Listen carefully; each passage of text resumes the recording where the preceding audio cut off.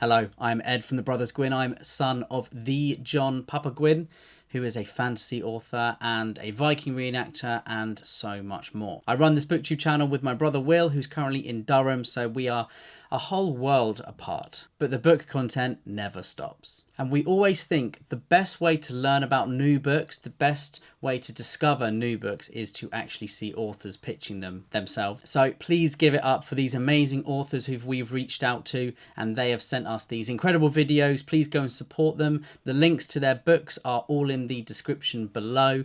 If you want to see more of this kind of content, more things that are supporting authors themselves, getting them involved, trying to learn a bit about them as well as their books, then give the video a like. Please subscribe to the Brothers Gwynne. It would mean a lot. We have just joined the community of Bindery, which is basically Patreon, but for books. So much better. It's amazing kind of being in our own book community where it's all just talking about our favorite books, our favorite literature, anything like that. You can join our Discord channel. You can join the book club if you support the top 2 tiers. We'd love to see you there. Before I leave, before we get into the meat of the video, the actual good stuff, as Vigor from the Devils would say, please comment below what is your favourite pitch of the whole video. I'd love to see what books you are going out and buying and what authors would you love to see on the channel. This is part 1. We have had so many authors actually want to be involved in this, which is amazing. Thank you so much to everyone who is, and there will be a part 2, so keep your eyes peeled for more. And in the meantime,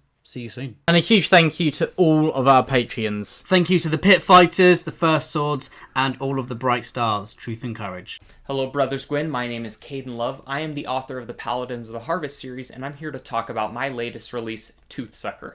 This is a cyberpunk novel about vampires who eat teeth. What else about it?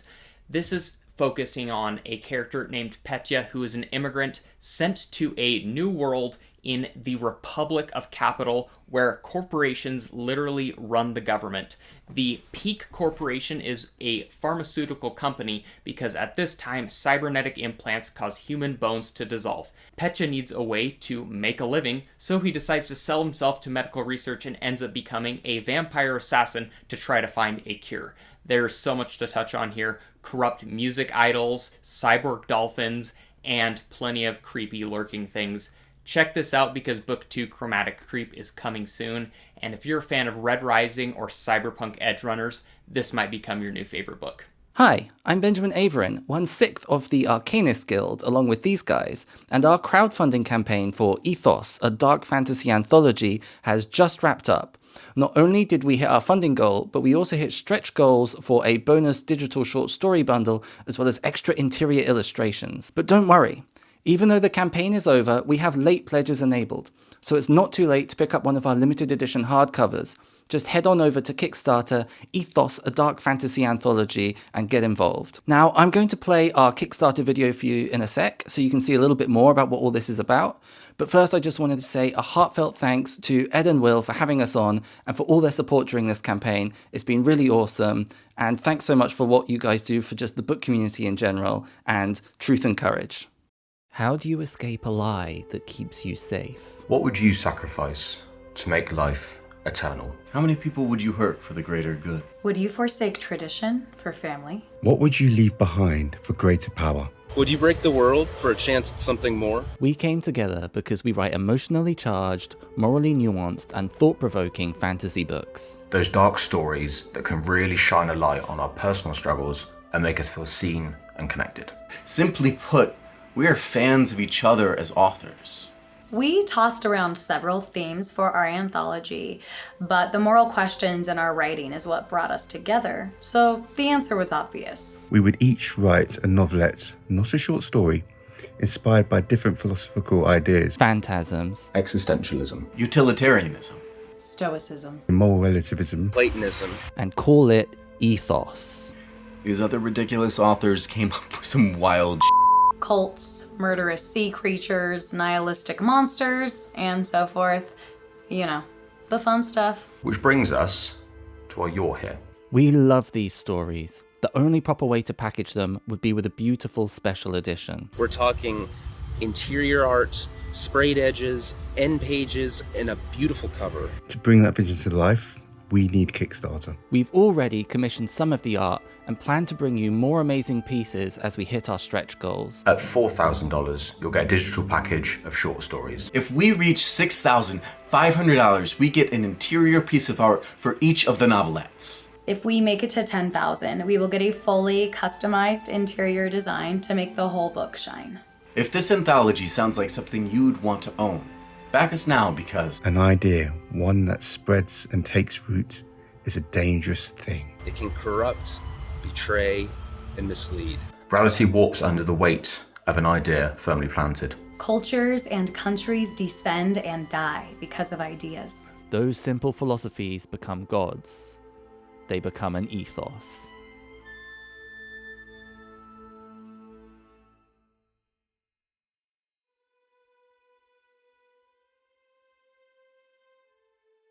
Oh, okay. Hey everybody, my name is Jackson Ford. Thank you to the Brothers Gwynne for having me on their channel. I am fantasy author, specifically I am the author of this. It is called The Bone Raiders, obviously, and it is to the fantasy genre what a sledgehammer is to a plate glass window. You are not gonna read another book like this in your fucking life. It is about a group of raiders in an alternate universe Mongolia, these guys, and when their way of life is threatened by a Khan expanding into their territory, they decide that it's time to stop riding boring old horses and start riding giant fire-breathing lizards. This is one of them. You're gonna like her. Her name is Princess. It's my first fantasy novel, and I definitely came in wanting to fuck shit up. So, yes, super proud of this one. You are gonna like it. Once again, my name is Jackson Ford. This is The Bone Raiders. Thank you to the Brothers Gwynne for having me on their channel. You should like and subscribe. Is that a thing you do on YouTube? I don't know. I'm more of an Instagram guy. Like and subscribe to this channel. Pick up The Bone Raiders. Oh, shit. Almost forgot. Hold on. My first special editions. I've never had these before. They're fucking great. The Broken Binding did this one, and Fairy Loot did this one, and oh my god, they're spectacular. Look at the fucking sprayed edges, bitches. The Bone Raiders, Jackson Ford, Brothers Gwynne. Those are the three things you need to remember. Love you guys. Peace. What is up, everybody? My name is Adrian M. Gibson, author of Mushroom Blues and creator-co-host of SFF Addicts podcast, and I'm here with my two co-hosts, MJ Kuhn. Hi, I'm MJ Kuhn, author of Among Thieves and co-host of SFF Addicts. And Greta Kelly. I am the third co-host of SFF Addicts, and I am also the author of these beautiful babies, Queen of Days, Frozen Crown, and Seventh Queen. And we are here to basically pitch you on a new anthology that we're putting out. It's called The Book of Spores. And it's an anthology that collects stories from authors from Fanfi Addict Book Blog, as well as the three of us from SFF Addicts, covering sci-fi, fantasy, horror, all with a, very clearly from the title, fungal theme. And we're very excited to get this anthology out into the world. This is our first time doing one. Greta has a story in there. MJ's got a story in there. We've got authors like Crystal Matar, Kaden Love, CM Kaplan, and we're just really excited to put this project out into the world. And Greta, where's it going to be out? It's going to be so great, you guys. We've got a Kickstarter running November 13th through December 4th, and you can see all of the deluxe edition hardcovers and swag and art that we're hoping for our stretch goals. It's going to be so pretty. So much cool stuff. Yeah. And if you want to keep up with, everything that's going on, hear from some of the editors, some of the other contributors, we're going on tour. So you can follow us on the Fanfi Addicts YouTube channel, as well as a few other shows like Already Overbooked, Fantasy Sci-Fi Fanatics podcast. We're going to have a couple of things going on in there between the beginning of November and December 1st. So check it out. Yeah, well, I hope you all check it out. I hope you all are into fungi. And yeah, be ready to have your mind colonized by the Book of Spores. We hope you'll check out the Book of Spores. Thank you all for listening. And if you want to hear more from the three of us, you can go check out SFF Addicts podcast, wherever podcasts are found. You can also check us out on YouTube and Spotify and video. Thank you all so much. Peace.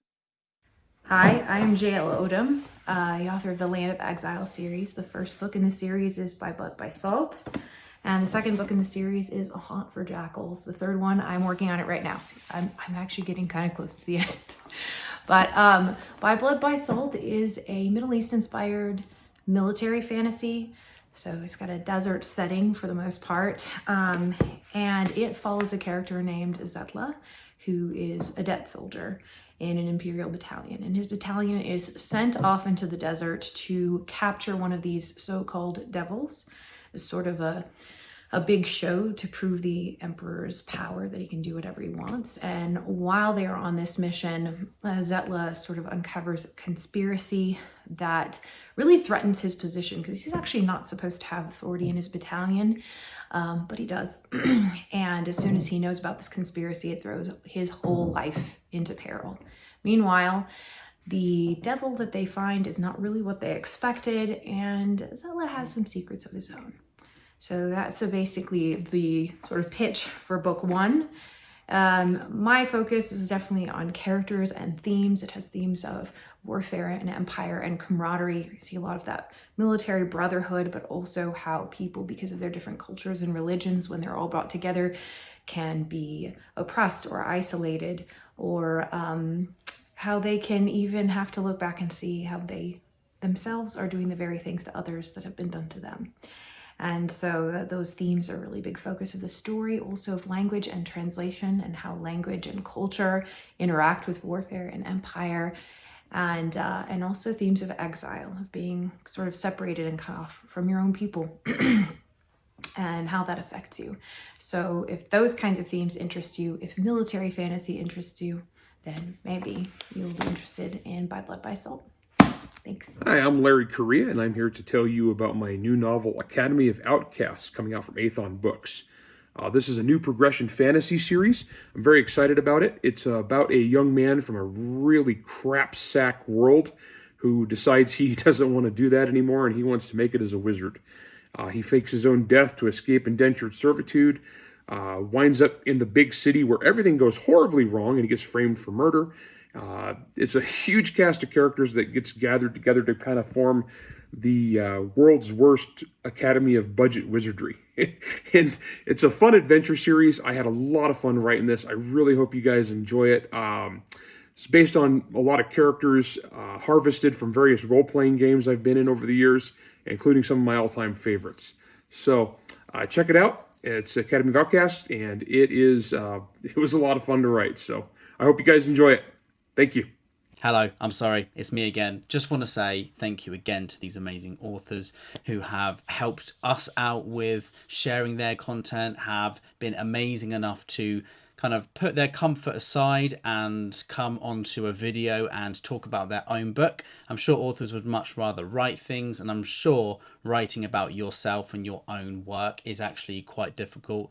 So yeah, it's a really big deal, and I would love to see as many of the Brothers Gwynne community supporting these authors, whether it's in comments or following them on social media or pre-ordering a book or ordering a book and taking a picture of it. Everything helps spread the word. There are links below. You can buy them from Waterstones, The Broken Binding, Barnes & Nobles, an indie bookstore, anyone like that. Everyone would appreciate it. So thank you so much. And again, if you want to see more content like this, please subscribe, like the video, ring the bell, comment below. We'd love to talk with you there. Greetings. I'm Michel, author of the gritty multi-POV epic fantasy series, Dreams of Dust and Steel. And I'm here today to talk to you about book 1 out of 5, The Price of Power. First, let's start with who isn't going to probably like this book. People who are looking for a quick and easy palate cleanser, or straightforward action, or moonlit walks through meadows to share a little kiss. Definitely not the vibe. If you like Gary Stews and Mary Sue's, you'll absolutely hate this book. So who does that leave? If you're a reader who doesn't want their heart coddled or their hand held, you're gonna love this. Oh, you may love this, I should say. If you like intricate plots and gritty violence and world building on a dizzyingly epic scale, if you like morally great characters who are well developed, complex, and real feeling, if you love side characters, I love side characters who are fully fleshed out. If you like the idea of a spiritual magic system and cult leaders who kind of make a lot of sense, like you'd maybe join them kind of thing, then you're probably going to like this. This book is full of hard-earned triumphs and bittersweet endings. It's been described as, the writing style has been described as making the brutal seem beautiful and the beautiful seem tragic. Yeah. So if any of that, I mean, if this is the kind of book that like you might walk away from it, but then in turn, it's not really going to leave you alone. You're going to want to reread it. So yeah, that's the price of power. Not really an escape, more like a trap. And I hope you fall into it. Hi everyone, I'm James Logan, and I'm here at the very kind invitation of the Brothers Gwynne to talk about my new novel, The Blackfire Blade, which is the sequel to The Silverblood Promise, which came out last year. The Blackfire Blade picks up pretty much where The Silverblood Promise left off, with our reluctant hero Lucan Gardova and his friends Flea and Ashra arriving in the northern city of Kozlakov, which is a very different city to Sophrona that we saw in the first book. Kozlakov is cold, it's dark, it's austere, and it's a city of alchemical ingenuity and technological marvels. And Lucan is here with a very singular purpose in mind, and if you've read The Silverblood Promise, you'll know exactly what that purpose is. But needless to say, he very quickly becomes enmeshed in a tangled web of intrigue and betrayal and murder involving a mysterious thief known as the Rook, and an ancient secret that may just lead to the city's greatest ever discovery or its doom. You'll have to read the book to find out. Who knows? Could be both. Who knows? Like The Silverblood Promise, Blackfire Blade is a self-contained story for the most part, but at the same time, it does move forward the overarching story of the series. So I suppose what I'm saying is, if you read all the way to the end, you'll get some very big answers to very big questions. Aside from that, I'm hoping that you'll find the same fast-paced action, adventure, and witty banter that you've hopefully found in The Silverblood Promise. But also, I think this book is a bit darker. I think it's got a bit of a harder edge. And I think it also packs more of an emotional punch as well. But I will leave that to readers to decide. So if you're new to the Last Legacy series, then please do start with The Silverblood Promise. If you have read The Silverblood Promise and you are eager to find where the story goes, then good news, The Blackfire Blade is out in North America on November 4th and in the UK on November 6th. And yeah, I really hope you enjoy. Hi, I'm Vivi James. I'm the author of the Sanctuary series of witch novels, and tonight it is a dark and spooky Halloween down in Brighton, which is why the adorable Brothers Gwynne have invited me to tell you about book 2, which is out now, Bitter Shore. So the premise of the Sanctuary books is a contemporary modern world, a modern America where witchcraft is real. Now, we're not talking hocus pocus, we are talking witches are your therapists, witches are your healing practitioners. If something in your life is broken, a witch will fix it. That sounds pretty good, right? But not for the folk of Sanctuary. They have a resident witch named Sarah Fan and her daughter Harper, who doesn't have a magical gift. Now, in book 1, Harper is accused of a terrible magical crime, and the town turns on her and her mother, and it ends in a literal witch hunt that drives them away. Spoilers! I should have said spoilers. That drives them away from Sanctuary. In Bitter Shore, we see what happens when they come back. They come back to the town that tried to hang them. They come back to a society that's been completely changed by its persecution of witchcraft, by a government that's passing anti-witch legislation. And it's about what happened in a society where no one can be safe unless everyone is safe. It was the thrill of my author life that both books have been filmed by AMC. Season 1 is available now. Season 2 I have just watched. They sent me a little taster reel of it, and that will also be coming soon. So Bitter Shore is available for you to enjoy, either as a book or very soon on screen. Happy witching! Hello, Brothers Gwynne. My name is Andrew Givler, although on YouTube I'm sometimes better known as Sigils. I'm the author of the urban fantasy series, The Deck Collection, but today I'm here to talk to you guys about Ironbound, my brand new progression fantasy novel coming out October 14th from Aethon and Vault and being distributed by Simon & Schuster. Look at its cover. It's pretty. Ironbound is a progression fantasy, which means that it reads a lot like an epic fantasy. However, the magic system is clearly defined and has rules. So as you attain new levels, new tiers of progress, that means there are definitive things that the characters can and can't do. What is this book like? Well, it sort of has the Roman Empire vibe of Codex Alera or The Will of the Many, smashed together with some of my favorite progression fantasies like Cradle or Iron Prince, and what came out from that soup is Ironbound. Ironbound follows the story of a young boy named Castor, who's growing up in this fading, rusting iron empire. And in this world, people aren't magical. They're just like you and me. Well, I guess humans are magical, but you know what I mean. In order for them to be able to perform this world's equivalent of magic, they must be fused with something called a core heart. A core heart is made up of this like metal that's very similar to quicksilver, which actually goes into your body and forms a symbiotic relationship with you. And it's actually an otherworldly resource, which means it's a limited resource. It falls from the sky in meteor showers, the Empire collects it, and it gives it out to its citizens it deems most worthy. As children come of age, they compete for a chance to earn a core heart, to have this special privilege, to be elevated to a higher level of society, and Castor, like many children his age, wants to do that. But unfortunately, when he comes to his trial, a whole bunch of things go wrong. There's a big cover-up. I can't tell you about it because that would be a spoiler, but suffice it to say, things go horribly wrong. His life is completely changed. His life is completely ruined, and he's set on a path of revenge and survival where he needs to become as strong as possible to right the wrongs that are dealt to him. Along the way, he's going to make a bunch of really cool friends. He's going to learn a lot of stuff. He's going to have some big, deep, dark secrets that could get him killed, you know, normal stuff. And he's going to investigate the nature of power. This book is really about the price of accumulating power, both on an individual level and an imperial level. The world is set like a fantasy Roman Empire, although it's very different. Their gods are dead, probably. That's a whole thing. This is a fast-paced, hard-hitting fantasy. It reads like epic fantasy, but as the character gets stronger, you get to enjoy understanding exactly what he's capable of, exactly what he can do, and the limitations that he has to overcome as he fights strong enemies and major challenges. There's a ton of intrigue and betrayal. The whole world seems to be falling down around him, and he's thrust in the middle and has to figure it out. This book was a ton of fun to write. I couldn't put it down while I was writing it, so I hope that it's the same for you guys if you get a chance to read it. Brothers Gwynne, thank you so much for the chance to tell people about it. I hope everybody gets a chance to check it out on October 14th when it releases. I really appreciate you guys listening to me ramble about nerdy books, and we'll see you guys soon. Hi there, my name's Annabel Campbell. I am a fantasy author living in Scotland.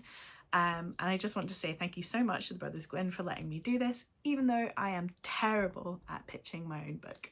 The book I'm going to talk to you about today is The Outcast Mage, which is my debut novel, which came out from Orbit UK and US in January and recently came out in paperback. And here it is in all its shiny glory with its gorgeous cover. It's an epic fantasy, the first part in a series called The Shattered Lands. So The Outcast Mage is my love letter to that traditional epic fantasy, but written for a modern audience. So if you grew up reading books like the Riftwar Saga by Raymond D. Feist or the Black Magician trilogy by Trudy Canavan, then this book is for you. The first book is largely set in the magical glass city of Amoria, where we have people with magic and people without magic living alongside each other. But then, of course, some asshole politician comes along and starts setting the mages against the people without magic, bringing the city to the brink of civil war. So there's adventure, there's magic, there's love, there's found family, there's dragons, which is a bit of a spoiler, but only in the way that dragons in Game of Thrones is a spoiler. Also, the second book is going to be called The Void Dragon, which is brand new information just for you guys. Apart from this incredible map by Rebecca Champion, my favourite thing about The Outcast Mage is the characters. So I thought the best way to introduce you to this world is to show you the incredible art made by Chris Simmons' illustration. Well, first off, we have Nyla, who's kind of the protagonist of the book. She has a mysterious power that she can't control, which is throwing her right into the middle of the conflict. Next, we have Haley Sakana, who's her wizard mentor. He's incredibly powerful, but kind of a hot mess. And then there's his best friend, and maybe more than that, Loren Tallis, who is a powerful politician in the city who's desperately trying to hold it together. And then lastly, we have Intonin, a priest from a land that reviles magic. So, what's he doing in a magical city? Who knows, but he is certainly enjoying the wine. So that's The Outcast Mage. Thank you very much. Hey everybody, I'm Philip C. QUAINTRELL, author of A Time of Dragons. Thank you to the Brothers Gwynne for giving me a chance to pitch this to you. I absolutely love this series. It begins with Once There Were Heroes. So this is book one. This is the Broken Binding edition, by the way. Gorgeous book. This series is the foundation of my universe of Verda, because I've also written the Echo Saga and the Ranger Archives, but they come after this. So if you wanted to jump into my universe, this is a really good place to start, because so far we've got 3 out, but there's no special for this one yet, but it's coming. So we've got 3 books out right now. It's going to be 5 books long, and it's a sweeping multi-POV epic that takes place over years, and it pits good versus evil. And as the first book suggests, it's about a time in Verda's history where it's sort of known that there were heroes, but they've died out, they've gone, the gods are dead, the heroes are dead. Eridor has been at war for 200 years with Andara, and 200 years of war has eliminated the best of the best, and the dragon riders that used to galvanize generations and inspire people to rise up and be heroes have just become fodder for war. So this series is about how a few have to rise up to become the heroes, the new heroes, I suppose, but without that inspiration, how they can just find the courage to stand up for those that need them to. But of course, if you've read my books, you know it's never as simple as good versus evil. I like my grey characters, I like my villains, and I really like having secret organizations working behind the scenes. And in this particular story, obviously the war has been put together by the worst of the worst, the evil ones that are waiting.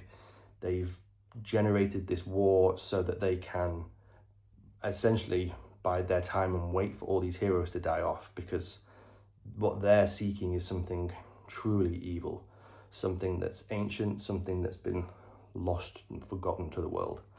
And it's only through the war that they are able to move around unseen, unchecked, able to do all of these evil things, so that they can bring about this new evil that is so bad he could put Sauron in a box if he wanted to. So yeah, please check them out at Time of Dragons. 3 books out right now, and there are more coming. Thanks. Greetings to the Brothers Gwynne. I am Julie Leong, the author of The Teller of Small Fortunes and The Keeper of Magical Things. I'm here to talk to you about The Teller of Small Fortunes. So The Teller of Small Fortunes is a cozy fantasy, which basically means that it's a fantasy that's pretty devoid of blood and guts and cynicism, and instead very heavy on the warm campfires and the baked goods and the found family.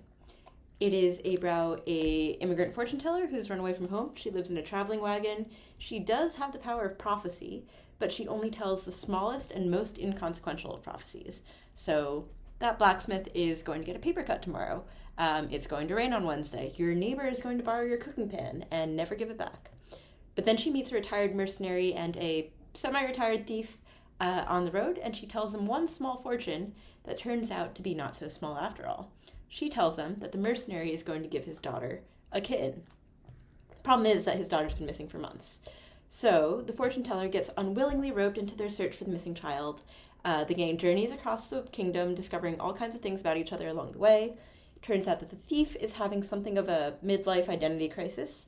The mercenary is drowning in guilt for not being home when his kid went missing.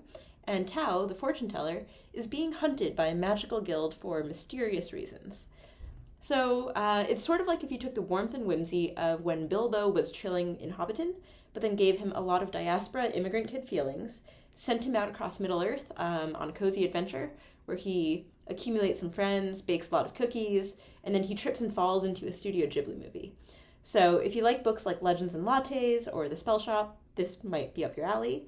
If you're more of an epic fantasy fan, folks have said that The Teller of Small Fortunes can be a lovely palate cleanser in between your heavier and grim-darkier books. So feel free to read it in the middle of your next Malazan reread. I will. And there's a very slightly magical cat involved. So if you're into cats, check it out. Bye. Thank you so much for watching part 1 of our authors pitching their own works. Keep your eyes peeled for part 2 very, very soon. Truth and courage. And a huge thank you to all of our Patreons. Thank you to the Pit Fighters, the First Swords, and all of the Bright Stars. Truth and courage.